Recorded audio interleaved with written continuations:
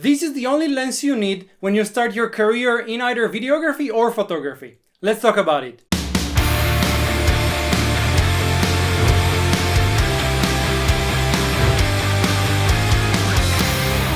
Hi everybody, welcome back to Beyond Cameras. My name is Davide and I'm an Italian videographer and photographer based out of Hong Kong. When starting a new career in photography or videography, it's often very tempting to go out and buy a lot of different stuff. Multiple cameras, multiple lenses, a lot of accessories, while in reality all you need, at least in my opinion, is, apart from the camera, just one lens. This lens in particular, this is a 24 to 70 millimeter. And while I will be talking about this today, this applies also, of course, to all the equivalents, because this is a full frame lens, so it's a 24 to 70. But if you're using an APS-C kind of sensor, you would use a 16 to 50 millimeter. And if you're using a Micro Four Third, this would be a 12 to 35 millimeter. And the particular lens I'm personally using is this Sigma 24 to 70 f2.8 Art. For the Sony version, of course, because as you probably know, I'm shooting on Sony, but they do it the same for Canon and other brands. But of course, any 24 to 70 or equivalent as we've just seen will do the job. And don't get me wrong, I'm not saying this is the only lens you will use for the rest of your career. And I also know that it's very exciting going and buying new lenses. And in fact, I do have a bunch of other lenses and I use them from time to time. But I have to say that even now in the stage of a career I am, the 24 to 70 is the lens I use the most. And by the way, a little side tangent here. If things look different today, it's because I'm not using the usual lens, because that would be this one. Yeah, I use this lens in my studio setup for filming these YouTube videos. I'm using instead the Rokinon 18mm 2.8. So it's wider and so I'm cropping in post. So things may look different. But this also proves my point, because this lens is so flexible that I use it outside, I use it for client shooting, and I use it also inside, indoor here in my studio to shoot these videos. So let's talk now why I think the 24 to 70 is the perfect lens and the only one you need for starting your career. First of all, it's usually fairly cheap. There are a lot of brands that make 24 to 70 lenses and equivalents.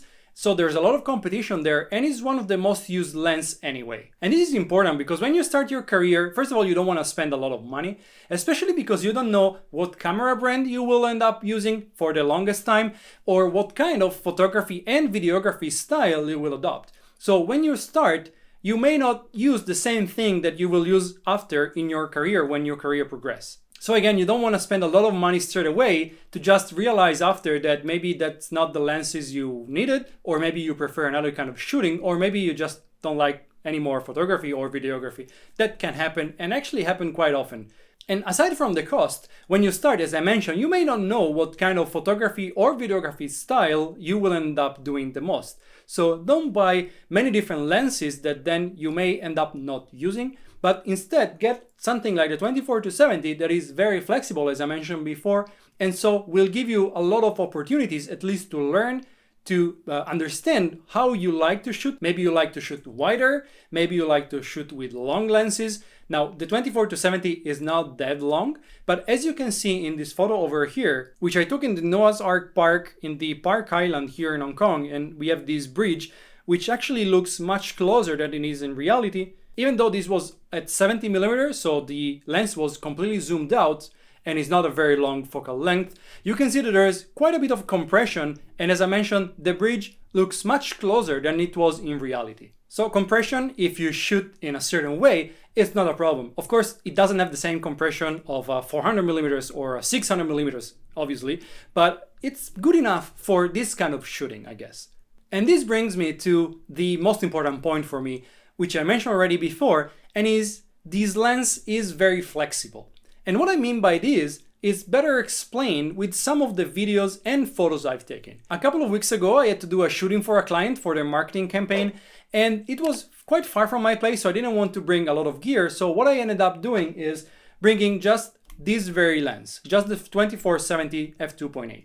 And I could bring only this lens because, as I mentioned many times already, it's very, very flexible. Let's take a look at the footage I took that day using this lens and my A7S III. A little disclaimer here, The footage you're about to see is not being edited in any way, nor color graded or color corrected. So take it as it is. It's just straight out of the camera. And in fact, as you see, it's kind of shaky, but it's important because as you can see in this video, I was standing exactly in the same spot, and just using the zoom on the lens, I was able to capture some wide scene, some close up, and some medium ones. As you can see also in this other one, this is probably even more evident when this guy was using this pressure washer. You can see that the focal length range is pretty useful because I was able to get the person in its entirety, but also the detail on the pressure washer. Finally, in this other scene, they were spraying some disinfectant in the house. And as you can see, once again, I was able to get some fairly wide shot and also some close-up of the equipment. And that makes this video pretty interesting. Of course, as I mentioned before, all the footage you've seen was not edited, and I would never use this in a final product, but that allowed me to get some different kind of shots in the same video using just one single lens and not having to, change the lens and maybe miss the action. And of course, I know that 24mm is not super wide, but I think it's wide enough.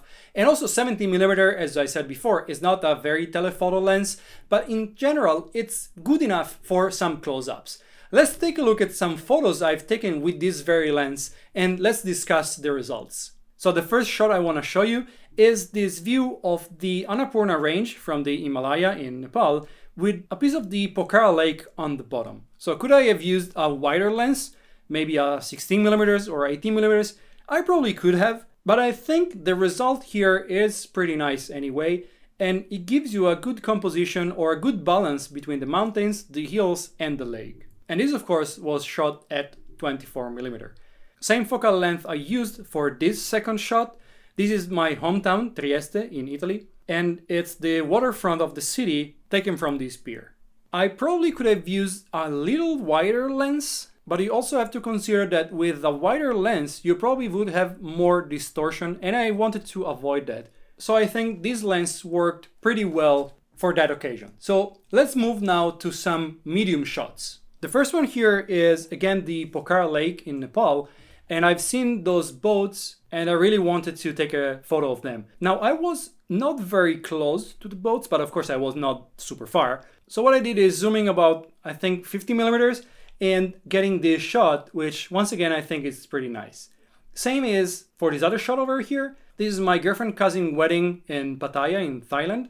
I wanted to be a little bit closer, so I zoomed in probably around 45mm or something along that line, and I took this beautiful shot of this wedding location with the sunset and everything you can see. Finally, let's move to some tight shot. The first one here is the portrait of this cat that I shoot in the island where I live here in Hong Kong. And I took this around 60mm because I wanted to have a little bit of compression, and I think it worked pretty well, especially with the aperture almost wide open. And last one for today is these flower candles that once again I shoot in Nepal, in a temple there. And with the 70mm zoom, I was able to get this beautiful shot with all the details, even though I couldn't go physically closer to that subject. Obviously, I could have taken the same photos and videos using multiple different prime lenses. I could have used a 24mm, maybe a 16mm, 50, 35, an 85, but having all in one lens allowed me first to capture the action as it was happening without having to change the lens and possibly miss something. And also, you can do that just with one lens, so you don't need to travel with a lot of gear, a lot of camera bags, and so on and so forth. And as I mentioned before, and quite importantly also when you're starting your career, you don't have to spend a lot of money on lenses that maybe you will end up not using. The only one thing I would say you probably need in the lens is a wider aperture. So for example, I'm using this, which is, as I mentioned before, an f2.8. And since you're buying only one lens, you probably don't want to go lower than that. You don't want to have an f4 or f5.6, especially if you plan to shoot indoor. There are a couple of situations that we need to consider in which this lens may not be your best option, even when you're starting. For example, if you plan to start a career in photography or videography for real estate, especially indoor, this is not the lens for you. You want something much wider and possibly with an even lower aperture because you want to have a lot of light coming into your lens. On the other side, if you plan to do nature photography, especially bird photography or wildlife photography, you probably want something with a longer focal range, like 100 to 200 or 100 to 400, 200, 400, 200, 600, and so on and so forth. This is not the lens for wildlife photography. But in general, as I mentioned before, this is the perfect lens if you just want to explore photography or videography, and will let you start experimenting with different focal ranges, with different styles, and hopefully you will fall in love with photography, videography, and without spending too much money. Alright, I think I talked enough for today. Let me know in the comment section below what you think about this focal length, if 24 to 70 is a good focal length for you, or if you're just starting your career, which kind of lens you're considering, and maybe if you have any consideration or opinion you want to make about this focal length or this kind of lens in general. Also, you can find the link below for this very lens for both Sony and Canon, should you want to take a look at that. But that's it for me. Thanks so much for watching. I really hope you enjoyed it. Hit the like button below, subscribe if you haven't already, and I see you in the next video here at Beyond Cameras.